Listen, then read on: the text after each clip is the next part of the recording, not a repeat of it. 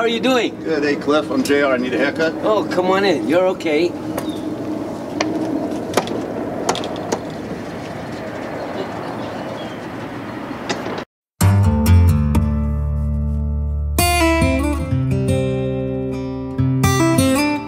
You boys ain't from around here, are you? Where are you boys trying to head to?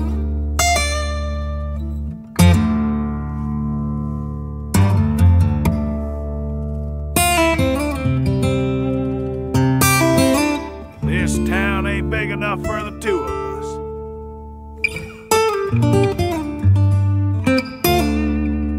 Now you boys best keep riding, you hear? Hi, I'm Cliff. Nice to meet you, Cliff. JR. Good. How you found this place? My son told me about it. Oh, that's pretty perfect. Thanks. You know, I have a license to practice. That's cool. And that's what I do. I practice. What do you practice? I practice barbering.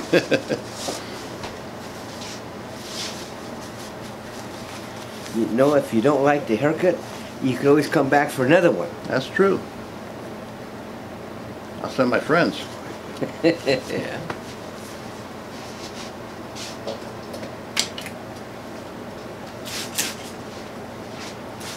So you like to wear your hair kind of full? Yeah. You have the hair off the ears? Yeah, the white walls. You want white walls? Yep.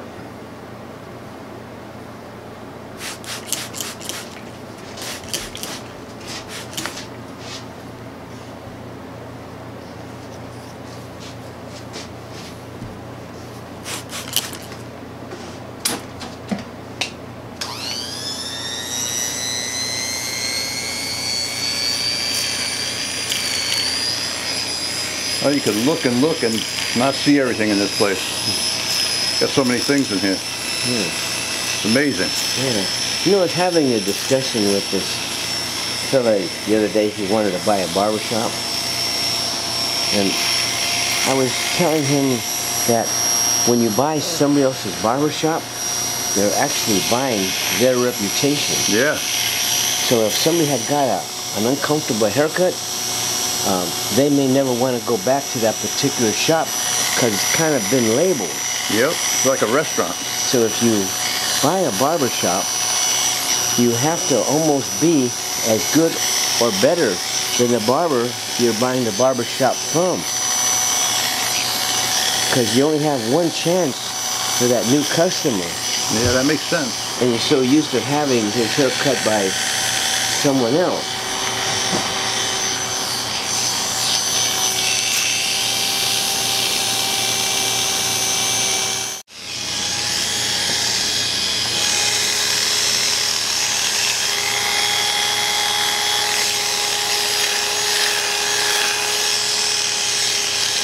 And then, through my life experience of barbering,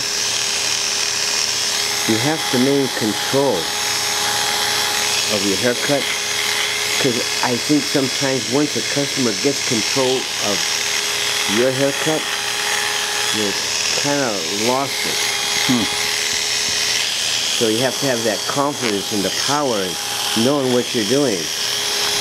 Obviously, you know what you're doing. Well, I pretend. How long have you been cutting hair? Oh, since 1964. Wow. Yeah. I was 11. Sometimes I feel like I cut hair without even thinking anymore. But what I'm trying to do is show the world on how to cut hair by shaping, molding with no lines. Yeah. And how I cut hair is using the clipper in a backwards motion. By the way, you know, on your haircut, Yeah. I'm taking it down fairly tight, but not too tight, because I don't really know if you'd want white wall on your haircut, because you came in with your hair kind of on the full side. Yeah. But sometimes if you get it too short, it might be too shocking for you. Yeah, that's true. I don't want way up white walls, but you know, just over the ear. Yeah, because you have to go home to your wife, you know? What do you think, babe? I I'm sure glad you brought the lady with you, because, you know, if she don't like the haircut, I'm in trouble, right? She'll let you know. Oh, my goodness.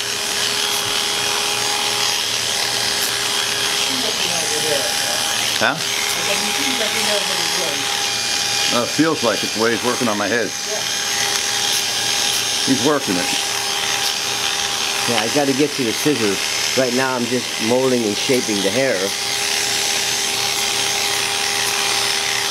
You came in with a lot of hair. Yeah, sure did. It's been a while since I had a cut. My hair don't grow as fast as it used to though, Cliff. It's getting old. Still it's gray here.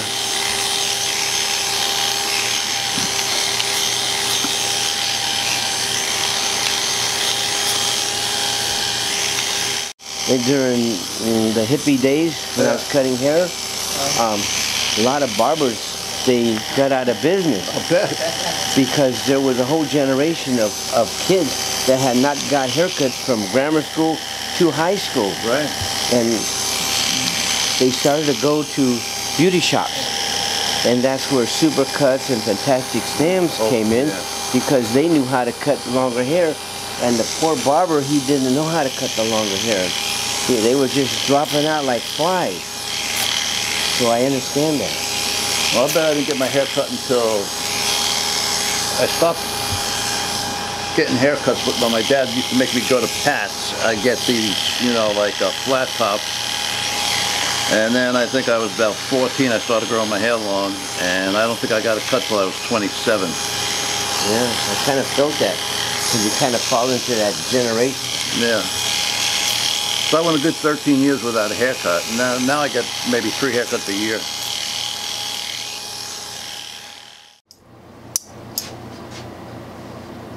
Why do you use those real big scissors, Cliff? Is that just how you learned, or? No, they cut well. Do they? They're very balanced, and I could take like one swipe and I get the line done. Yeah, that was where cool. you have the little scissors, you got to take 3 and 4 little cuts, and you'd be surprised you're really working on that. Like for instance, okay, I could pick up the strand of hair, boom, and one shot, and I've got it done. See? You don't usually see people, you know, or hairstylists using really big scissors. That was the first thing I noticed when we first saw your video, the first video that we saw. Pretty cool. Yeah, son turned us on to that. He goes, "You got to check this guy out, Dad." It's the style for which you work yourself into life, you know. He was telling me about your shop and all the Western stuff you had. He said, "This is right up your alley. You love this place." He was right. Well, I really appreciate you coming in. You're like a Picasso with scissors, I swear. Oh, thank you. Pardon? Where did you learn to cut hair? Well, actually, I went to Long Beach Barber College called American Barber College. But I did a little bit of haircuts when I was in the Army. I was going to ask. But I was not a real barber. I just kind of cleaned people up a little bit. But I wanted to show something that I noticed that people make mistakes on at home, and while we still have a little hair left, you know, I want to show this. You mean people that cut their own hair at home? Yeah, for instance, I brought a safety razor with me because I wanted to show you something. What I want to show you is I take a safety razor, right, which you'd have at home, and you notice how sometime you come into barber shop, you say, "Geez, my sideburns got a little long. Will you raise them up higher for me?" Well, what happens, you take your safety razor at home, and instead of going, okay, at the line of embarkation, right to the end of it, people go a little lower because this way they think that they're not going to make it even. Right. So each time they shave a little lower. And that's how they grow. And that's how the sideburns get lower, rather than go to embarkation. The next thing I notice people make mistakes. Sometimes at home they want to clean up their neckline, which is fine. But let me show you something here. What people do at home, they excuse me, they take their razor and they kind of make an artificial line and they kind of go down, right?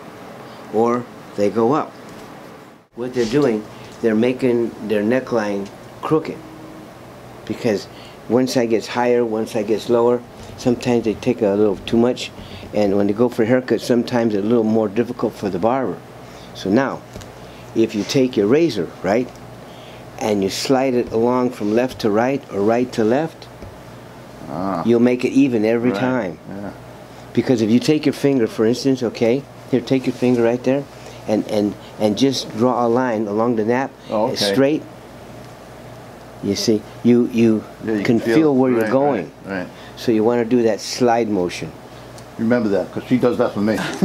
Now, even if you went a little high, you're going to go like an undercut, and you'll still be leaving the hair over, so you know it won't be so bad. Right. Okay, I want to bring that out. And I also wanted to thank people who had subscribed, that I did reach my 5,000 subscribers, and I will be giving out a pair of scissors, and I will be giving out another pair of scissors to the next 5,000. And those that subscribed already will still be in the drawing. I'm trying to get 5 pairs of scissors to give out. And I want to thank you for subscribing. So for new people, it's not too late to get into the drawing and subscribe to my channel, because I really appreciate it. And it gives me the confidence to keep working for you guys, so that I feel like, you know, I'm doing a good job for you.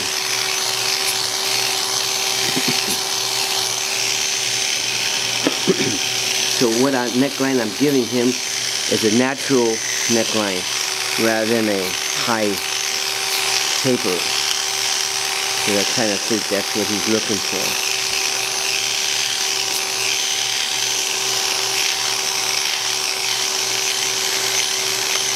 Because after I do the haircut, I'll check with it to see if he doesn't want it shorter. Feels good. Well, you know, I could always make the hair shorter, but we can't put it back. A lot of times when people ask for a 3, I might just use a 4 and then drop it down to a 3. Because then I know I'm in the range.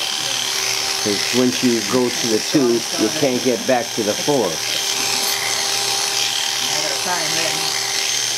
It's like cooking, huh? You can always add salt.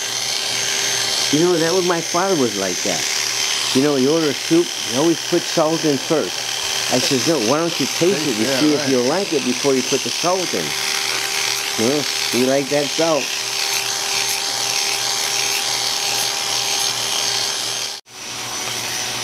Where did you grow up, sir? Well, actually, I was born in East Los Angeles. Boyle Heights, City Terrace, Wabash Avenue, Erin. We moved to the west side of town when I was, I think probably in about the 3rd grade. Then I stayed in Los Angeles. And then when I went into the Army, then I come back and I started to move around a little bit, you know, different places. I grew up in New York. You know, it's funny how we travel life and we met right here. Yeah. You know, it's kind of strange. So I met Mary. Went to visit my sister in San Francisco. Yeah. She was her neighbor. Yeah. You know, it's a funny thing. I'll tell you how funny life is. Before moving here, I was in Culver City, and this lady was selling popcorn machines. And so I told her that I'm going to be moving, that I'm not interested in the popcorn machine, but I appreciate her coming. Well, I come here, and you know, she had no idea where I was. Here comes that popcorn lady right into my barber shop to sell me a popcorn machine. That was so funny. Yeah, that's bizarre. And then I used to have a window washer named Don in Culver City. Well, I'd come out here, and where my sister was living, he was renting an apartment, kind of adjacent catty corner to where her apartment was, and all of a sudden we spotted each other, and he still cleans my windows today. Wow. That's amazing. It's a small world sometime, isn't it? Yeah. No, it really is a small world. You don't think it is, but it is. This town in particular seems to be a very small world.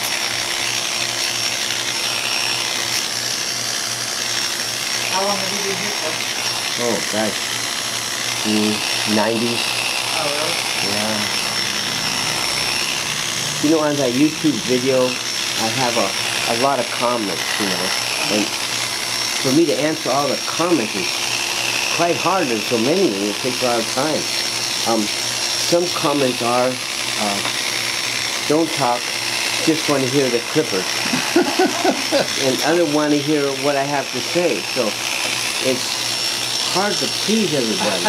That must be other barbers. You can't please everybody. But I want very much to see the people how I'm cutting the hair using my clippers the other way and making the lines and the steps. So did you figure that out yourself over the years? Yeah, it happened accidentally. And after I found that out, haircutting got to be more fun because I'm molding, shaping, and contouring with no lines, you know, and some people incorporated that particular method in their cutting, and they call me brilliant. Now, I know there's got to be other barbers who must do this method like me. It just has to be. But nobody had brought it out to the general populace, so, you know, I want them to do that. It's like art, right? Yeah, now, this clipper will work very well because it's an Oster with a triple aught, but also an Andis, you know. This will perform the same. What's the difference? The difference is the other machine is like a lawnmower. Oh. It cuts through everything and anything, you know. Where these clippers here, they might stall if the hair is too thick or got too much gel or something, you know. Yeah. The other ones just go right through. That's why I use the other ones. But these work just fine. This is, and if you have a wall, you know, you could try that. Some clippers work a little bit better than other ones. I've noticed that doing my method because it's the way the heads are shaped on the clipper head. Can you sharpen them or do they just find them? Yeah, you can have these sharpened, you send them out, but mostly what I do, I just buy new heads and replace it. Because I found if I take these and have them resharpened, the actual pitch of the thickness of the blade changes. Mm-hmm. So you'll get a more finer cut. And also if the blades get thin, they can chip very easily by not being too careful how you place your clippers down. So they try to make very fine clips now to make hair shorter and closer rather. So it's got to be really careful how you handle some clippers. What year are those handcuffs up there, Cliff? Oh, from the early 1800s. Yeah, that's what they look like, right? Yeah, I've got a set. Those are the shackles and the handcuffs. Yeah, those are awesome. Yeah. It must have been hell living back then, you know? I mean, I really enjoy Westerns, but think about the hardships those people went through. You know, most of them had scurvy because they didn't have vegetables. Tooth decay. No doctors. Just think about the cans. They used to seal up the bottom with lead. Yeah. And the people got lead poisoning from the foods that they ate. You know? And ride a horse everywhere you went, you know? Well, the people didn't know any better. Saddle sores. So they didn't think about it. Like riding the stagecoaches and get thrown all over. Oh, no. They just know that that's how it is. Right. That's what it was, right? Yeah, today we look back. I think one day they're going to say, hey, How can you drive a car with gas in your car? Exactly. They think we You don't would, know what's coming, right? drive around with you know. I don't know, as long as you keep the Hovercraft. oil around and the big three companies, tobacco, oil, and guns, you'll never get rid of gasoline. Well, you know, that's what happened to the streetcars. Streetcars were a wonderful thing. Yeah. But the tire companies took over the streetcars into cars. Well, you know, back in the 70s, they started talking about doing electric cars and putting like magnets in the ground and putting chargers at every meter, you know. And they squashed that because think of all the combustible engines that would go to waste. Figure out what to do with all those cars. Huh? I have to figure out what to do with all the cars with combustible. Yeah, really.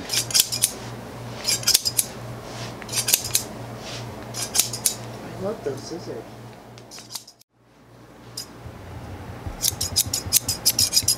Look like a bank executive now.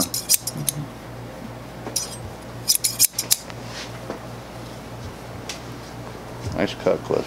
Yeah, Well, it's really nice. I know you mentioned, you know, white walls, but I figure I better go what I think, Yeah, not go and so then, high. and no, and go closer. I can always go closer if you like. So I'm just kind of, you know, kind of winging my way through here. Because I could go closer. No, if you that's like. good. That's good. I like that. Okay, now what I want to do is put a razor over the hair to lock it in. Okay. How's the back look, babe? It's really nice, really neat, and, you know, clean. It's good. It's like natural. Yeah. Really like it.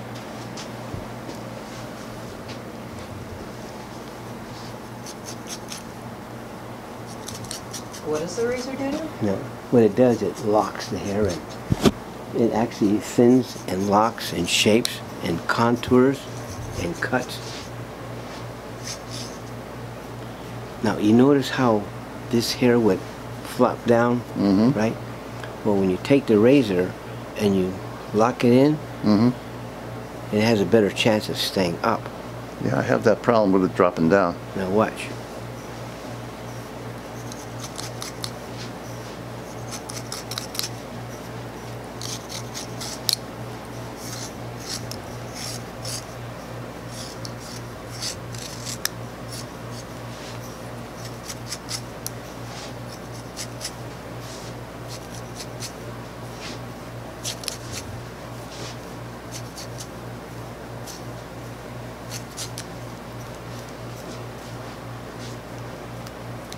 Can you see now? Yeah, It stays Yeah. where I want it to be. looks great.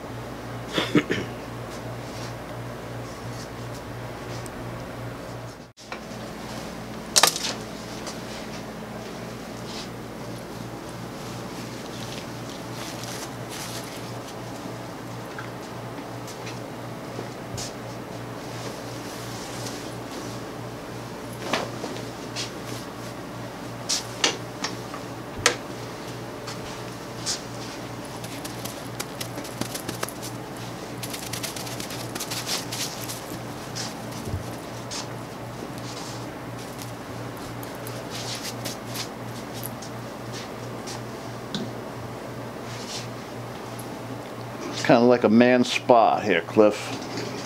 It's a man's cave, huh? Yeah, It is. but the way you treat it, like, you know, do a really nice job. And make the haircut special.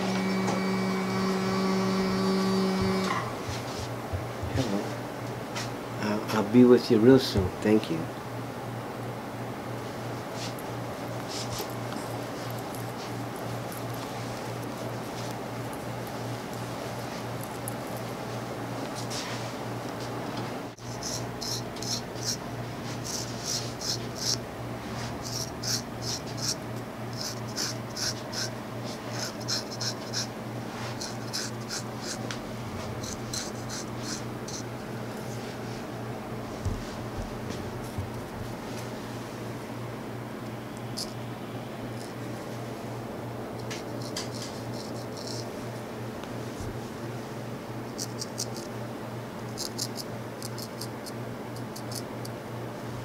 A short white wall.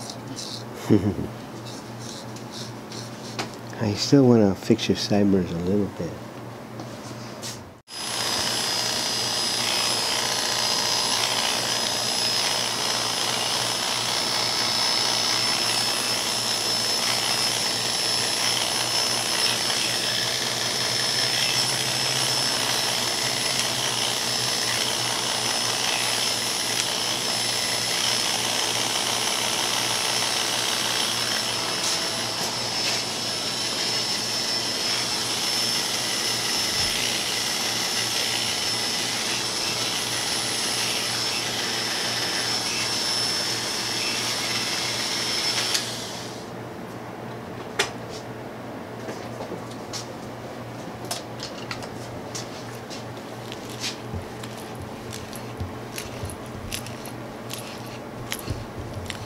You know, product, you usually put product in your hair or you leave it just dry, natural? No, I use just a little mousse, but you don't have to right now. That's fine. Because I have, if you want. Okay, yeah. Got it? That's fine.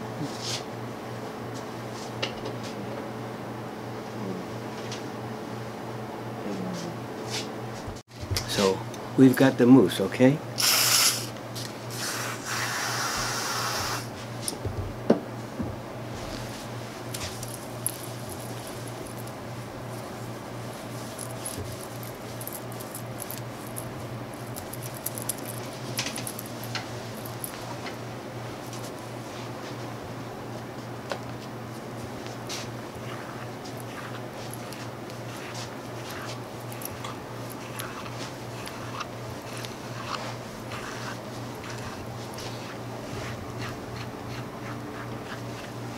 Like getting a head massage.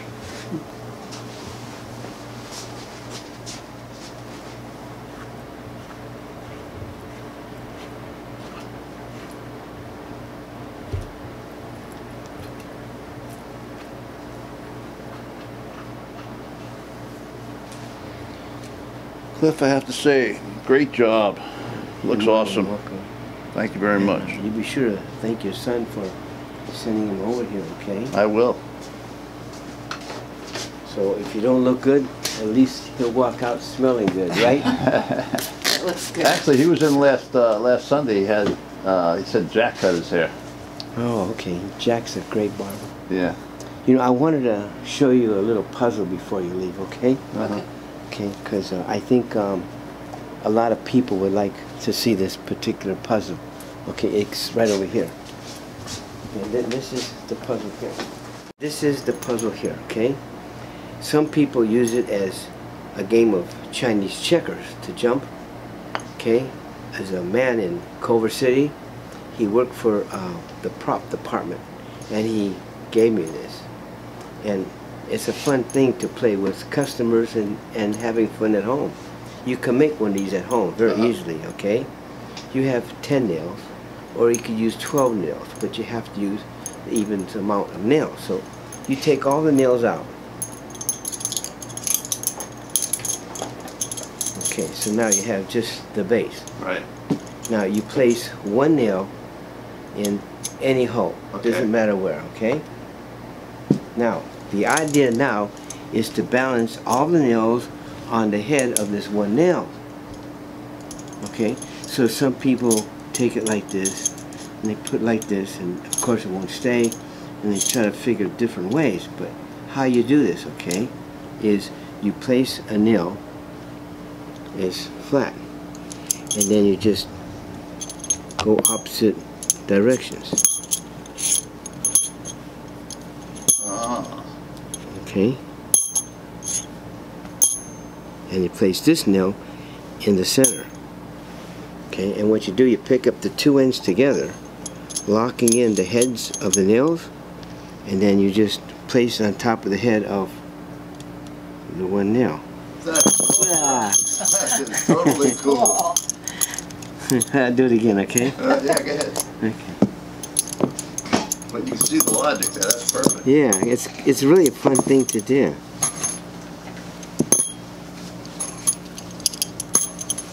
Thought it was going gonna be like that thing they have at Cracker Barrel where you try to get all the Yeah, that's what all he's the saying. pigs Chinese out. checkers. Yeah, exactly. Jumping.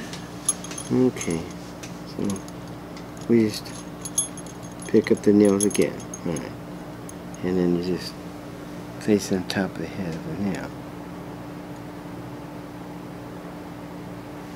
That's awesome. That is fun thing. cool. Left. Yeah. So somebody is going to make those out there. We're gonna have to show that to our grandson. He's kind of into like magic stuff. He'll think that's really cool. What a great idea. Yeah. Yeah, I wanted to show that. Okay, so let's get back to you now.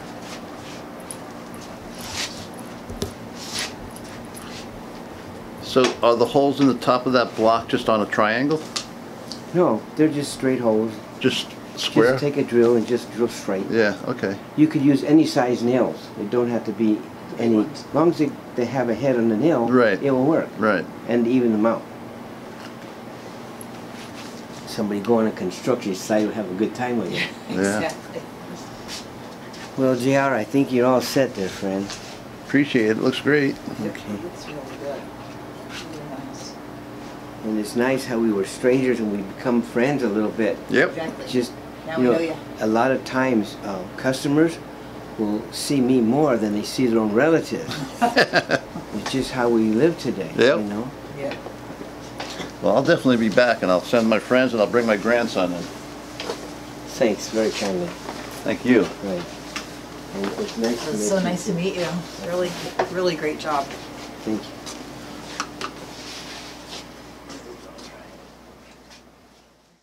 Are you open every day of the week, Chris? Yeah, I'm here 7 days a week.